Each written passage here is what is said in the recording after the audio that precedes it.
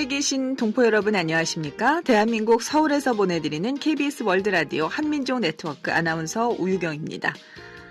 요즘 한국에서 가을이 실종된 건 아닌가 하는 생각이 들 정도로 예년보다 쌀쌀한 가을 날씨가 이어지고 있습니다.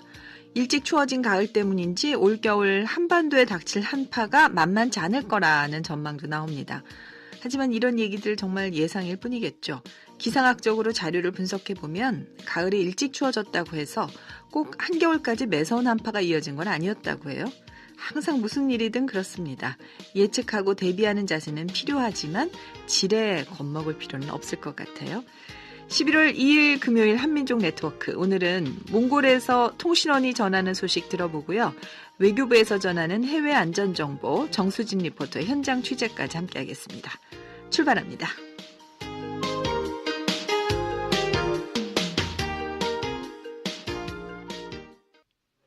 740만 재외동포의 동향을 통신원과 현지 방송인에게 들어보는 시간입니다. 오늘은 몽골 울란바토르로 가봅니다. 몽골 인문대학교 교수이신 강의연 통신원 연결합니다. 교수님 안녕하세요. 네, 몽골 울란바토르입니다. 예, 아무래도 우리 한반도보다 훨씬 북쪽에 있어서 조금 더 춥지 않을까 싶은데 어떻습니까? 몽골 날씨. 네, 그렇습니다. 최근에 첫 눈이 왔고요. 한 3일 연속으로 눈이 와서 지금 눈이 쌓여 있는 상태입니다. 그래요? 많이 왔어요? 그렇게 크게 쌓일 정도는 아니고요. 예. 진눈개비 비슷하게 와서. 근데 문제는 그 눈이 녹든 안 녹든 간에 밤낮의 온도차가 크기 때문에 특히 좀 주의를 해야 될 상황입니다. 그렇군요. 지난달 10월에 한글날이 있어서 그런지 한국어 관련 행사가 풍성하게 열렸거든요. 근데 몽골에서도 아마 같이 열렸나 봐요? 네, 그렇습니다. 올해 2018년은 세종대왕이 훈민정음을 반포한 지 572돌이자 아울러 세종대왕 즉위 600돌이 되는 해인데요. 이런 뜻깊은 2018년 한글날을 맞이해 몽골 현지에서는 몽골 초, 중, 고등학교 학생 251명이 참가한 가운데 제12회 한국어 올림피아드가 개최됐습니다. 본 대회는 한글 경시대회, 글짓기 대회, 말하기 대회, 한글 예쁘게 쓰기 대회 등으로 나뉘어 성대하게 치러졌고요. 아울러 몽골 현지에서는 몽골 국제유비대학교가 주최한 제15회 한글 큰 잔치도 역시 개최됐습니다. 한편 고국에서 열린 한글날 제572돌 기념식에서는 몽골 국립대학교의 게 에르테네 치맥 교수가 한글 발전 유공자로 대한민국 문화포장을 수상했고요. 지난 10월 13일에는 우리나라 교육부 지원의 몽골 한국어 교원 연수회가 몽골 한국학 발전 협의회 주관으로 몽골 국립대 도서관에서 개최되기도 했습니다. 현재 몽골의 한국어 교육 상황을 간략하게 요약하자면 몽골의 한국어 학과가 개설된 대학은 모두 21개 교고요. 초중고등학교는 24개 교, 세종학당은 3곳으로서 모두 1만여 명 이상의 몽골 국민들이 한국어를 공부하고 있는 상황이고요. 우리나라에 유학 중인 몽골 국적의 유학생은 중국, 베트남에 이어 3위를 차지하는 등 한국어와 한국 유학에 대한 젊은이들의 열풍이 불고 있는 상황입니다. 네, 그렇군요. 그런가 하면 한글학자 외솔 최연배 선생을 기리는 의미도 있는데 우리나라 외솔회가 수여하는 올해 한국어 교육자상 전수식이 몽골에서 거행됐다고요?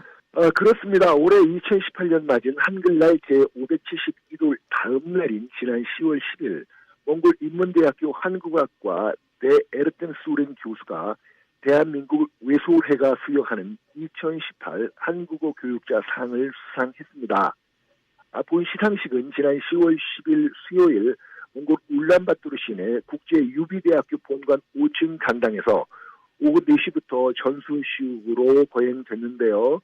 본 전수식을 위해 대한민국 외솔회를 대신해 서울에서 몽골로 날아온 전 외솔회 회장인 최기호 세종대왕 나신곳 성역화 국민위원회 상임대표가 에르텐 수렌 교수에게 외솔회 한국어 교육재상 상장과 상금을 전수했습니다. 네, 그간의 노고에 조금 보람으로 느낄 수 있었으면 하는 바람입니다. 그리고 이제 우리나라 남양주시에 가면은 몽골 문화촌이 있는데 저도 가봤어요. 근데 그게 이제 폐쇄 결정이 된 모양이고 몽골 한인회 회원들이 좀 재고해달라 촉구 서명에 들어간 것 같습니다. 그렇습니다. 몽골 한인회가 최근 확정된 경기도 남양주시의 남양주 몽골 문화촌 폐쇄 결정과 관련해 몽골 한인회 회원들을 대상으로 하는 폐쇄 재고 촉구 서명에 들어갔습니다. 네. 남양주 몽골 문화촌은 지난 1998년 경기도 남양주시가 울란바토르시와 체결했던 우호 협력 협정을 바탕으로 경기도 남양주시가 지난 2000년 약 6만 제곱미터의 남양주 수동면터에 건설했던 대표적인 몽골 문화의 요람이기도 합니다. 네. 그러니까 운영이 막 활발하지는 않은 것 같더라고요. 그렇습니다. 이 경기도 남양주시에 의한 본 몽골 문화 폐쇄 검토는 지난 7월 시작됐는데요. 현재까지 국내외 언론을 통해 드러난 남양주시의 몽골 문화촌 폐쇄 이유는 몽골 문화촌 운영 예산이 연간 12억에 달하나 수익은 예산 대비 20%밖에 안 돼 만성 적자이기 때문이라는 것입니다. 네. 하지만 몽골 한인회의 의견은 다릅니다. 요컨대 남양주 몽골 문화촌 건설 이후 200억 원 이상의 예산이 이미 투입됐고 지난 18년 동안 한몽골 우호 협력의 역사를 이어온 남양주 몽골 문화촌 운영을 경제 논리로만 접근하는 것은 참으로 반견이라는 것입니다. 네.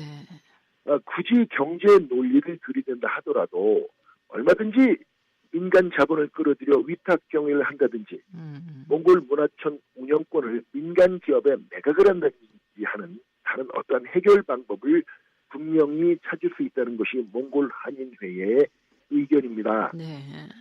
요컨대 몽골 한인회 국정연 회장을 비롯한 회원들은 남양주시의 몽골 문화촌 폐쇄 결정에 대한 후폭풍은 몽골에 거주하는 우리 한인 동포들의 몫으로 부메랑이 되어 되돌아올 것이 자명하다고 전제하고 올해 3월로 한몽골 수교 28도를 넘기고 이제 바야흐로 30도를 향해 당당히 전진하고 있는 우리 몽골 한인 동포들은 졸속 행정의 전형인 남양주 몽골 문화촌 폐쇄 결정을 부디 재고해 주기를 한마음으로 희구한다는 입장을 밝혔습니다.